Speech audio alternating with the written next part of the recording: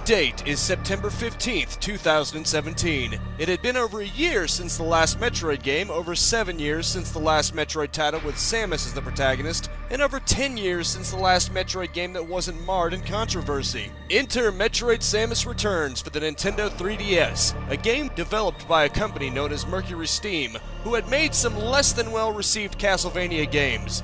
Is this a hopeful return for the franchise to its former glory, or just one final siren's call of a dying franchise? I hope to answer that question.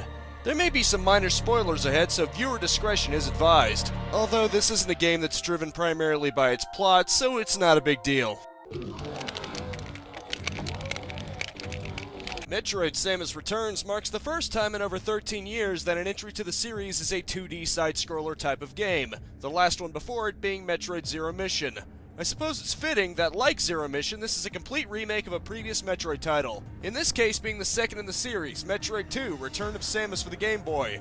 The game is a mix of the original Metroid 2 structure, with items from newer Metroid games and a few additions of its own, such as free aim, a melee counter system, and Aeon powers that provide their own benefits at the cost of Aeon, which has its own meter, slightly similar to the magic meter in some Zelda titles. When I first heard about the melee counter, I was a bit skeptical that it would be like the dodging mechanic in Other M, where you can abuse it to automatically win skirmishes, but in actuality there's a cooldown attached to it, so if your aiming isn't dead on, the enemy will almost certainly get a free shot on you. I'm grateful for this, as it means the game maintains a level of challenge and you have to master it in order to use it effectively. Also helps that you get the Ice Beam early on, which arguably eliminates the need for it, since you can just use the tried and true Ice Beam missile combo to kill anything in your path if you don't want to use melee counters. Or you can use melee counters on frozen enemies to finish them off. The Aeon powers range from a sonar that reveals nearby rooms and temporarily exposes hidden blocks, a shield to absorb damage as long as your Aeon meter holds out, a rapid fire one that allows you to rip through things your regular beam wouldn't be able to do, and one that allows you to slow down time. I particularly love that last one, and not just because of how memetic it is. The Metroids you have to face have been noticeably given a sharper intellect to make fighting them much more of a challenge than you may think. At first, their attacks can seem a little intimidating, but once you've got the pattern down, you'll be obliterating them in your sleep before too long, and thankfully just as you're getting used to the attack patterns of one and finding it too mundane, the game pits you up against tougher evolutions, even having a variant of the Alpha that can coat a platform in fire. From a gameplay perspective, I can't really find anything to complain about here, since the Aeon powers are very limited in use and optional, and the items both new and old feel satisfying enough to use in a variety of situations. The screw attack definitely still feels great to fly around in, even if later enemies are resistant to it and take a couple of passes to kill. I only wish you didn't have to use the touchscreen to switch beams and missile types, which can be a little detrimental if you're doing it on the fly in the middle of combat, but it's a minor nitpick in the grand scheme of things and didn't really impact my overall enjoyment of this game. It can get challenging enough to keep me on my toes, but it never really reaches that point where I feel it was being cheap.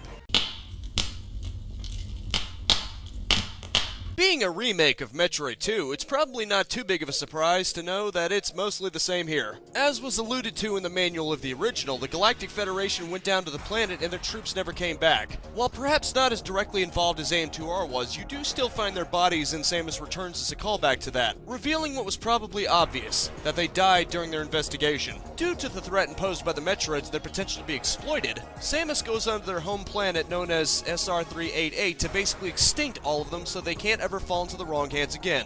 I thought it was a little weird though that their attempt to justify the liquid dropping with Metroids killed on each level as being Chozo statues that you inject DNA into to reach the next level. It sort of implies that the Chozo meant for you to wipe out the Metroids, which would seem contradictory given the X-Parasite threat that they had to know it would unleash. I know the Chozo memories seem to suggest that some of the Chozo are just crazy, but still, that's just something I can't wrap my head around. The one other nitpick I would have against this game is that Ridley was shoehorned in as the final boss.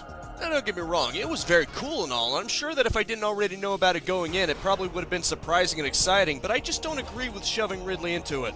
The reason is simply because his representation in the series is already massive, including at the very beginning of the sequel of this game, Super Metroid.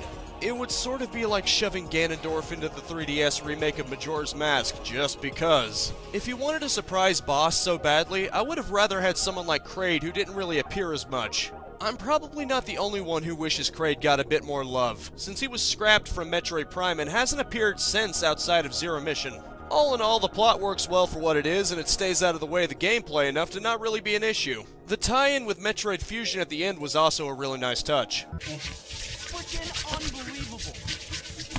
To take more advantage of the Nintendo 3DS's graphical power, the game is of course represented in a 2.5D fashion with a 2D gameplay style and 3D graphics. I actually think the game looks quite nice, and oftentimes I feel like the game isn't done proper justice on the 3DS's low 400 by 240 resolution.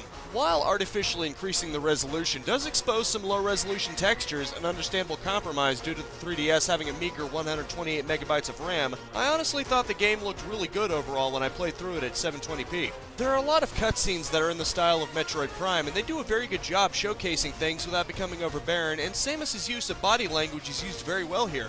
From the way she softens herself up when it's clear the infant Metroid isn't posing a threat to her, to the way she nonchalantly side blasts a boss enemy when it's trying to get in one last shot on her, Samus shows a good sense of personality throughout the game. I especially love how she showed a maternal-like instinct with the infant Metroid by going after Ridley to get it out of his grip. The music is top-notch, with some great tracks from throughout the series, spanning from games such as Metroid 2 obviously, in addition to Metroid Fusion and Metroid Prime Pieces, which is a great callback since Metroid Fusion is tied to Metroid 2 in a big way. The sound effects are also good, with Ridley ditching the somewhat annoying screech he was known for in the 2D games with a much more tolerable roar that came from Metroid Prime. All in all, it's a solid presentation with 3D visuals that manage to play to the 3DS's architecture very well in my opinion, and with sound and music, Metroid Samus Returns is a treat to the eyes as well as ears.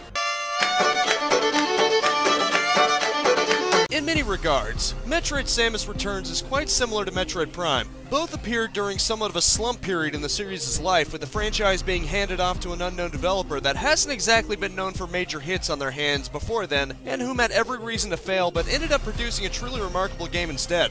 I don't think it's a stretch for me to say that Samus Returns is a very welcome return to form of the franchise, and while there are some cracks in the armor that I could spend all day nitpicking, these do not in any way detract from the very enjoyable time I had within this game. If I had to give it a score, I'd give it a 9 out of 10, but to keep it more simple, if you're a fan of the Metroid series and have a 3DS, get it. I cannot recommend this game enough. MercurySteam has managed to produce gold here and provide hope for the franchise going forward. Here's hoping Metroid Prime 4 does the same for home console first-person Metroid games.